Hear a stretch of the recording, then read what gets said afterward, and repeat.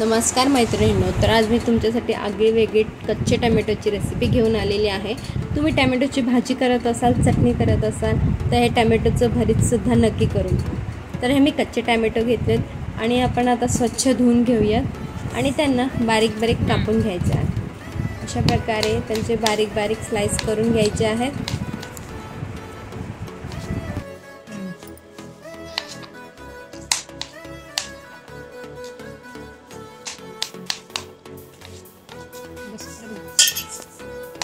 हे बघा, अशा प्रकारे माझे सगळे टमॅटो कापून झालेले आहेत। तर आता आपल्याला कुकरमध्ये सगळे टमॅटो टाकायचे आहेत आणि त्यामध्ये थोडंसं 1 चमचा तेल टाकायचं आहे। आपण टोपासुद्धा शिजवू शकतो, पण टोपामध्ये शिजायला जरा टाईम लागतो, म्हणून कुकरमध्ये 2 शिट्ट्यांमध्ये लगेच शिजून जातो, झटपट शिजून मिळतो आपल्याला टमॅटो। तर थोडंसं मी 1 चमचा तेल टाकले आहे, मिक्स करायचं आणि कुकरचं झाकण ठेवून आणि चांगले आता आपल्या 2 शिट्ट्या काढून घ्यायच्या आहेत। आणि 2 शिट्ट्या झाल्यानंतर बघू शकता टमॅटो व्यवस्थित शिजलेला आहे। आता आपल्याला हे बाजूला ठेवून द्यायचे, जरा थंड करत ठेवायचं आहे आणि तोपर्यंत आपण पुढची प्रोसेस करूया। एक खलबत्त्यामध्ये कोथिंबीर, मिरची आणि थोडं लसूण घ्यायचं आणि व्यवस्थित ठेचून घ्यायचं आपल्याला हे।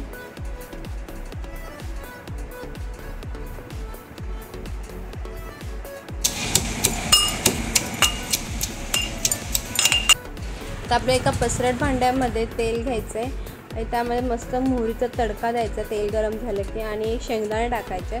शेंगदाणे व्यवस्थित आपल्याला लालसर तळून घ्यायचे। भरीत म्हटलं की भरतामध्ये जास्त तेल असतं, तुम्हाला नसेल आवडत तुम्ही कमी तेलही वापरू शकता। हे बघा, व्यवस्थित आपले आता शेंगदाणे लालसर झालेत। त्यामध्ये आपण बारीक 2 मीडियम आकाराचे बारीक चिरलेले कांदे घातलेले आहे। तो कांदासुद्धा व्यवस्थित आपल्याला लालसर मरीव करून घ्यायचा आहे।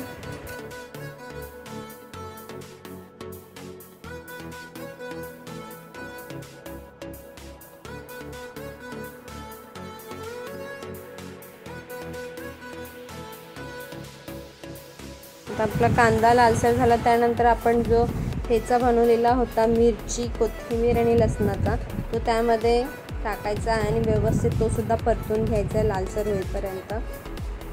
अगदी नरम पडला पाहिजे आपला। आणि त्यानंतर आपण त्यामध्ये चवीपुरतं मीठ घालायचं आहे। तोपर्यंत आता आपलं हे थंड झालेलं आहे टमॅटो, तो एका मिक्सरच्या भांड्यामध्ये टाकायचा आहे आणि त्याची अशी जाडसर पेस्ट बनवून घ्यायची। खूप फाईन पेस्ट नाही बनवायची, जाडसर पेस्ट बनवायची आपल्याला। आणि आता इथे आपला कांदासुद्धा मरीव होत चाललेला आहे। चवीपुरतं मीठ घातले, व्यवस्थित परतून घेतल्यानंतर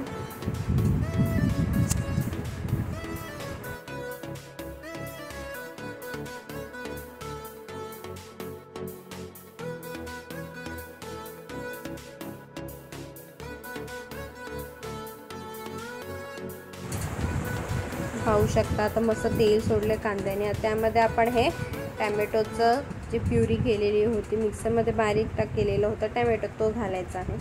आणि हा टमॅटो आपल्याला जास्त शिजवायचं नाही आहे, कारण ऑलरेडी आपण त्याला शिजवलेलं आहे।